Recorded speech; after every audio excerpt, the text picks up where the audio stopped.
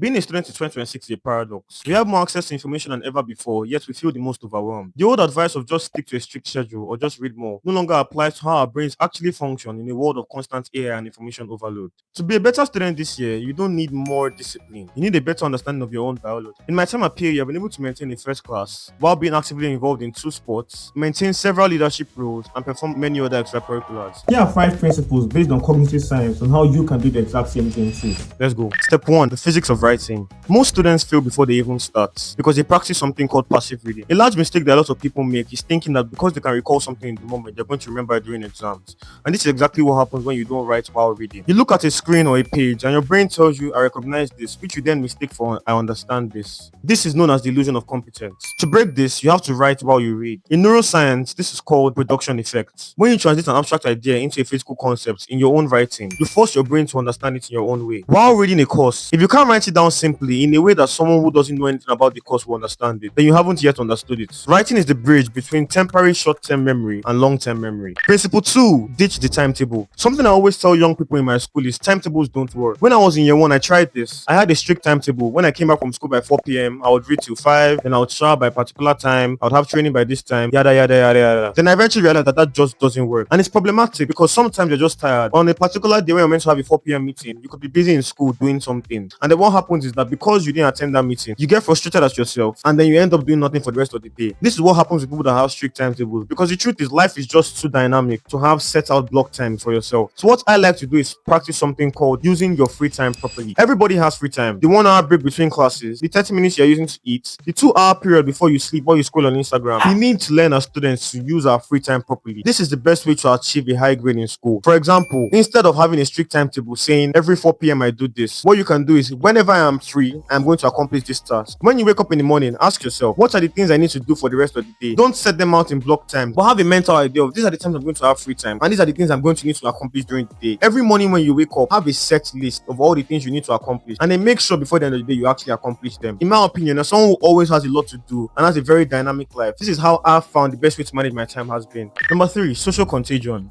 There's a common saying that you're the average of the 5 people you surround yourself the most with. And in many ways, this is true. If your friends see school as a burden, the likelihood is that you will too. If your friends have a desire to improve and learn, there's also a very high likelihood that you also do. You need to surround yourself with people that have the same goals as you, people who drive you, people who want to be better. Now, this does not mean that you need to cut off your friends, but you need to prioritize and you need to have different people for different situations. You cannot have a desire to be a better student in 2026 while constantly surrounding yourself with people who have no similar intention. If you want to read and you see your friend scrolling on Instagram, there's a very high chance that you're also going to do the same thing. But if your friend is reading and you're not, seeing their actions is most likely going to drive you towards being a better student as well. Find a circle, find a group of people that want to be better students. It could be people like you who might not have had the best 2025 but want to improve their grades in 2026. You all push yourselves more, you share information with each other, you read together, and all these things eventually help all of you become better students in general. Number 4, let's talk about AI. I recently wrote an article called Are We Outsourcing Our Brains to ChatGPT? And in many ways, a lot of us are. We've stopped thinking and now ChatGPT does all the thinking for us. We prompt first and then we think later. We don't actually understand the things we're doing. We just copy and paste responses from artificial intelligence. This is bad because eventually it's going to cause your brain to atrophy. Your brain is just like a muscle. The less you use it, the worse it's going to get. AI can be a best friend, and AI can also be the thing that hinders you from growing in the future. We need to learn as students how to use AI as a companion. Instead of telling AI to do your tasks for you, you can tell AI to break things down for you. If you have a complex topic that you don't understand, tell AI. A simple prompt could be, explain this to me like a 10-year-old. You can make it fun. You can write down the things it says, but you cannot afford to let AI do the thinking for you, because you're going to realize when you get to the exam hall that you don't actually understand any of the things it says to you. You just thought you did because you gave your response and then you read it. Turn AI into your tutor. It's not about getting the answer. It's about building the mental model that allows you to get the answer by yourself. Finally, you need to know yourself. The truth is, everyone is unique, and what works for me might not work for you. Everything I've said up to this point in this video could be completely useless to you. Maybe you work better alone. Maybe you work better with strict timetable. Each person has what works best for them. I've been able to find what works for me, and that's why I've been able to have success as a student. You need to find what works best for you. Ask yourself, what works best for me? How can I achieve grades in my own way? What times am I most active at? Am I a morning person or am I a night owl? Do I read better in long stretches or short periods of time? You need to know what works best for you, because the truth is, if you try and copy someone else's formula, you're most likely going to fail. We're all made unique in our own way. We're all individual human beings. Find what works for you and stick to it. This new year is no longer about working harder. It's about working smarter with the tools available to us, working better with people, working working better with AI, knowing ourselves, and eventually becoming better students. If you've been able to find this video helpful, let me know in the comments. But if you can do any of the things said, let me know as well. Let's have a debate. I have volleyball training now, so I need to go. I'll see you in the next one.